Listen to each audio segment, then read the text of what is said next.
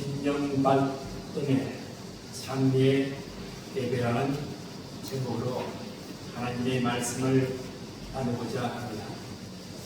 하나님은 천지를 창조하셨습니다. 태초는 시작이며 창세기는 기원입니다. 그러나 요한복음은 창조 이전의 태초, 곧 아르케의 신앙을 증언합니다. 그곳에서 말씀은 이미 계셨고 말씀 대신 예수 그리스도를 통해 천지가 지어진 것입니다. 창조주 여호와와 동일하신 말씀, 곧 예수 그리스도는 어제나 오늘이나 영원토록 변함이 없으십니다. 구약의 제사 제도는 일시적이고 의식적인 종교였지만 이제 우리는 은혜로 새 언약의 삶으로 나아가게 되었습니다. 이 새로운 삶은 세상의 질서와 가치로부터 그리스도께서 겪으신 치욕을 짊어지고 진영 밖으로 나아갑니다. 성도는 이 땅에 영광 보승이 없다는 믿음 위에 서 있으며 장차 올 하나님의 나라를 소망하는 순례자적 삶을 살아갑니다. 그리고 이 믿음은 동물의 피가 아닌 예수 그리스도의 보혈에 근거합니다. 이제 우리는 입술의 찬송과 참된 예배자로 하나님께서 기뻐하시는 찬미의 예배자로 나아가야 되는 것입니다. 그래서 히브리서 13장 8절 말씀 읽겠습니다.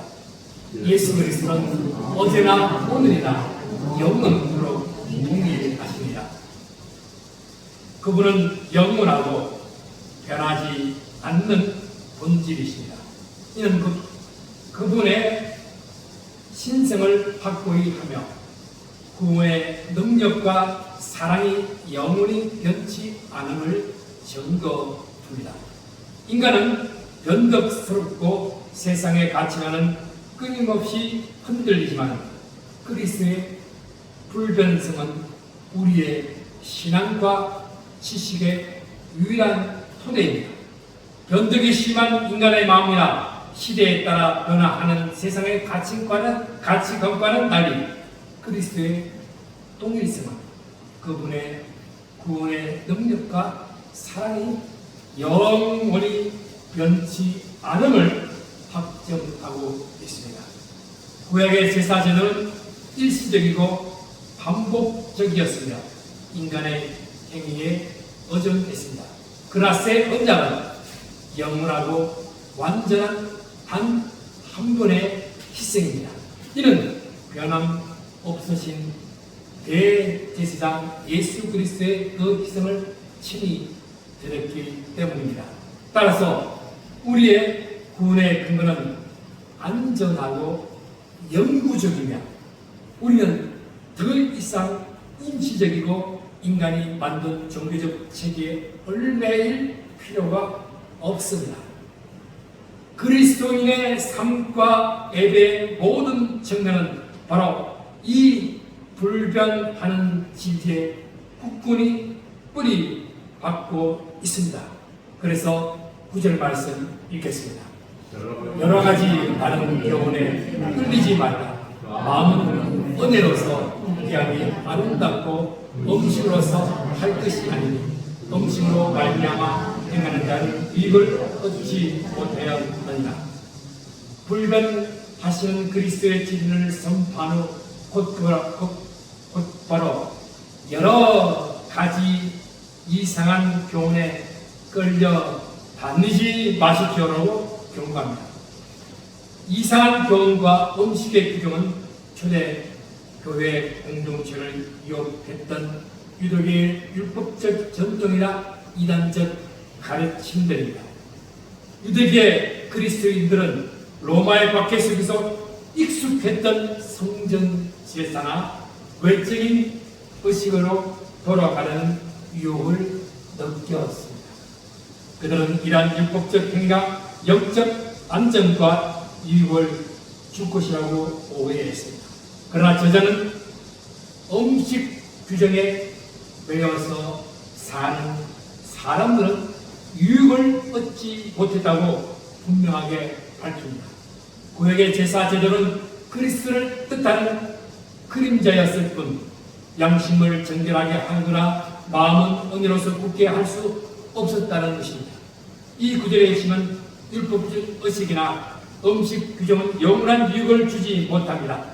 은혜로 굳건해진 마음만이 흔들리지 않습니다. 우리의 제단은 이제 예루살렘 성전이 아니다. 그리스도의 십자가이자 새 언약의 성찬입니다. 그러므로 행위와 은혜를 동시에 붙들 수는 없습니다. 우리는 옛 제단과 단절하고 은혜의 제단에 참여해야만 합니다. 다양한 교훈은 닷 없는 배처럼 마음을 이리저리 흔들리게 되는 것입니다. 이는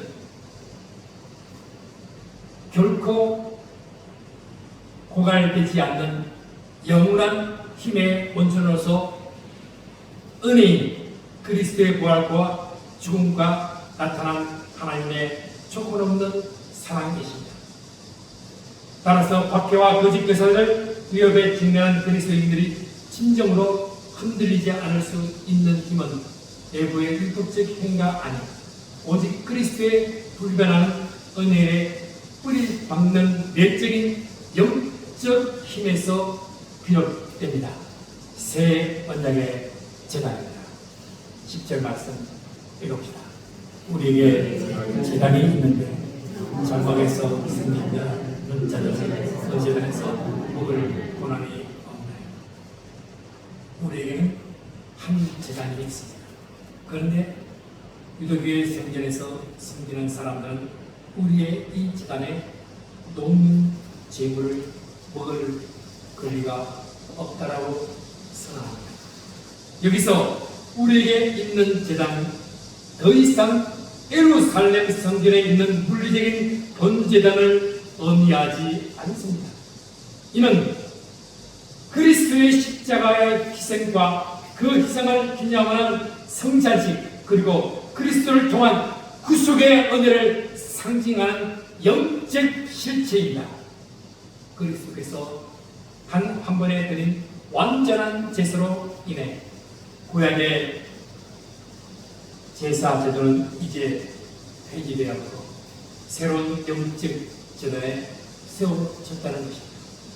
두 가지 상반된 구원책인 행위와 은혜를 동시에 추구하는 것은 불가능합니다. 진정한 그리스도로 거듭나기 위해서는 불완전하고 이제는 효력이 없어진 옛 종교의 체계로부터 결정적으로 단절해야 합니다. 이것은 단지 유대인들을 향한 경고를 넘어 외적인 종교적인 간섭이나 행위를 통해 구원을 얻으려는 모든 형태의 기복주의적인 종교에 대한 강력한 경고입니다.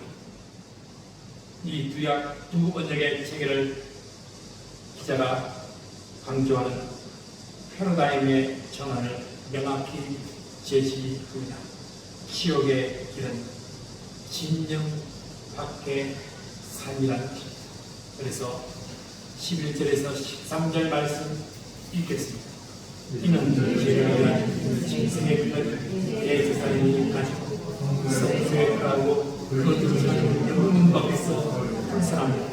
그러므로 예수도 자기 피로서 백성을 거룩하게 하고 성문 밖에서 인간을 얻었습니다. 그런즉 우리도 그의 치욕을 짊어지고 영문 밖으로 그에게 나아가자. 레위서 16장의 대속죄일의 제사 의식을 배경으로 그리스도의 희생을 설명합니다. 대속죄일의 대제사장은 속죄 제물의 피를 가지고 성소로 들어가 백성의 죄를 속죄하고 그 짐승의 몸은 불결한 것으로 간주되어 진영 밖에서 불태워버립니다.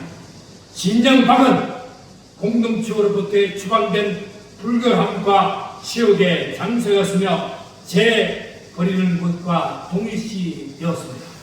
그리스도의 고난은 이 구약의 유형을 완벽하게 성취합니다. 예수께서는 자기 피로 백성을 거룩하게 하시기 위해 예루살렘 성문박, 즉 심령박의 골고다 언덕에서 고난을 받으셨습니다. 이는 예수의 죽음의 단순히 순교가 아니라 온 인류의 죄를 위한 완전한 속죄 제사였음을 보여줍니다. 가장 거룩하신 분이 가장 불결하고 치욕적인 장소에서 죽으심으로써 그분의 피는 백성을 정결하게 하는 거룩함을 드러냈습니다. 그러므로 우리도 그의 치욕을 짊어지고 영문 밖으로 그에게 나아가자고 권면합니다. 그리스도의 운명적인 연합입니다. 영문 밖으로 나아가면 세상의 종교적인 간섭이나 성공, 부와 같은 가치로부터 단호히 결별하는 행위입니다. 기독교의 구원이 개인의 공로나 행위에 의해서가 아니라 오직 그리스도의 은혜와 그분의 연합에 달려 있음을 보여주는 삶의 실천입니다. 이것은 그의 본질적인 사명입니다. 구약의 진령 아니 거룩함과 안전의 장소였다면 예수 그리스도는 그 거룩함을 진령 밖으로 가져갔고, 따라서 참된 교회는 세속적인 권력이나 안락함, 명성을 추구하며 성문 안에 안주하는 공동체가 아니라 그리스도를 따라 세상에 가난하고 소외된 자들을, 곧 세상의 진정 밖에 있는 이들을 향해 나아가며 전도하는 하나님 나라를 선포하는 교회의 공동체라는 것입니다. 예수 그리스도와 사랑하고 섬기신 이들과 함께 하는 것이 교회라는 것입니다. 그리스도인은 눈에 보이는 세상의 구조물이나 임시적인 성공에 소망을 두지 않고 오직 장초를 하나님의 나라를 바라보며 살아갑니다. 14절 말씀 읽겠습니다. 우리가 여기에 영구한 도성이 없으므로 장차 올 것을 찾나니, 우리에게는 이 땅 위에 영원한 도시가 없고 우리는 장차 올 도시를 찾고 있다고 단언합니다. 이 말씀은 현실을 회피하고 도피하라는 의미가 아닙니다. 이는 그리스도인의 정체성입니다. 이 땅의 삶은 잠시 거쳐가는 여정이며 우리의 궁극적인 시민권은 하늘에 있습니다. 우리가 진영 밖에서 겪는 시험과 고난은 이 땅에 영원한 소망이 없음을 깨달았기 때문에 기꺼이 감당할 수 있는 것입니다. 장차 올 도성에 대한 확고한 믿음은 우리를 견고하게 하며 현재의 고난과 희생이 결코 헛되지 않을 것이라는 확신을 제공합니다. 이 상황은 수동적인 기다림이 아니라 현재의 삶에서 장차 올 것을 능동적으로 찾는 자가 됩니다. 이는 보이는 것을 넘어 보이지 않는 하나님 나라의 실체를 바라보는 믿음입니다. 믿음이 없이는 하나님을 기쁘시게 하지 못합니다. 하나님께 나아가는 자는 반드시 그가 계신 것, 또한 그가 자기를 찾는 자들에게는 상 주시는 이심을 믿어야 합니다. 대속죄일의 제물처럼 예수께서 성문 밖, 곧 진영 밖에서 고난을 받았습니다. 가장 거룩하신 분이 가장 불결한 자리에서 죽으시고 우리를 거룩하게 하셨습니다. 그러므로 성도 역시 세상의 안락한 성문 안에 아니라 그러면 그분의 시험으로 짊어지고 진영 밖으로 나아가야 하는 것입니다. 15절 16절 말씀 읽겠습니다. 그러므로 우리는 예수로 말미암아 항상 찬송의 기사를 하나님께 이는 그 영으로 장하는 예수의 이름이다. 오직 사랑과 서로 나누기를 지키자. 하나님의 지시를 기뻐하십니다. 아멘. 새 언약의 시대에 그리스도인들이 드려야 할 제사의 본질을 제시합니다. 그러니까 우리는 예수로 인하여 끊임없이 하나님께 참여의 제사를 드립시다. 이것은 곧 그의 이름을 고백하는 입술의 열매입니다. 이는 구약시대의 피와 심성을 드리는 제사와 극명하게 대비되는 영적 제사입니다. 진정한 예배는 율법적 의식이 아니라 그리스도의 은혜에 대한 감사의 마음에서 우러나오는 입술의 고백입니다. 이 찬미의 제사는 그리스도의 단 한 번의 완전한 희생을 기념하는 것으로 특정 시간이나 장소에 국한되지 않고 끊임없이 드려져야 합니다. 이러한 찬양의 제사는 말에만 그치는 것이 아니라 삶의 구체적인 행위로 이어져 나가야 합니다. 그래서 로마서 12장 1절에 그러므로 형제들아 내가 하나님의 모든 자비하심으로 너희를 권하노니 너희 몸을 하나님의 기뻐하시는 거룩한 산제물로 드리라. 이는 너희가 드릴 영적 예배니라. 산제사와 찬양과 선행으로 분리될 수 없는 통합적인 영적 예배임을 보여줍니다. 초대교회 공동체는 서로 사랑하고 나그네를 대접하며 각 친자와 학대받는 자들을 생각하는 삶을 통해 이러한 제사를 실천했습니다. 하나님께서 기뻐하시는 참된 예배는 우리의 예수를 통해 찬양뿐만 아니라 가난하고 소외된 자들, 곧 진영 밖에 있는 이들을 향한 사랑의 실천을 포함하는 전인적인 헌신이라는 것입니다. 불교 신자도 괜찮습니다. 우리가 불교 신자 앞에 나아가 교회로 오십시오라고 하는 것이 진영 밖에서 그리스도인의 영적 예배가 되는 것입니다. 예수 그리스도의 부활은 최종적인 정근입니다. 시작도 결론도 예수 그리스도입니다. 부활은 그리스도의 불변한 본질입니다. 그것은 십자가에서 완성하신 단 한 번의 희생이 사망 고생을 이긴 완전하고 영원한 승리였음을 보여줍니다.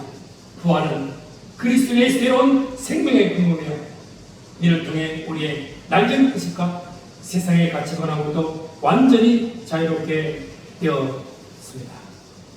사랑하는 성도 여러분, 오늘의 말씀은 박해받던 초대교회 성도들에게 강력한 정체성과 소망이 되었다. 오늘 우리에게도 동일한 고민이 됩니다. 그리스도의 불변성과 부활의 은혜에 위해 세상의 치욕을 감당하고 진영 밖으로 나아가며 찬송과 선행으로 하나님께 드려진 참된 예배자가 되기를 축원합니다. 영원히 변치 않으시는 우리 주 예수 그리스도 하나님 아버지, 오늘도 진리의 말씀으로 우리의 믿음을 굳게 세워주시니 감사합니다. 주님께서 성문 밖에서 고난받으신 은혜를 기억하며 우리도 지옥을 짊어지고 진영 밖으로 나아가게 하소서. 입술의 찬송과 사랑으로 하나님이 기뻐하시는 산제사를 드리는 예배자가 되게 하시며 이 땅의 소망이 아니라 장차 올 영원한 도성을 바라보는 순례자의 길을 걷게 하여 주시옵소서. 예수 그리스도 이름으로 기도드립니다.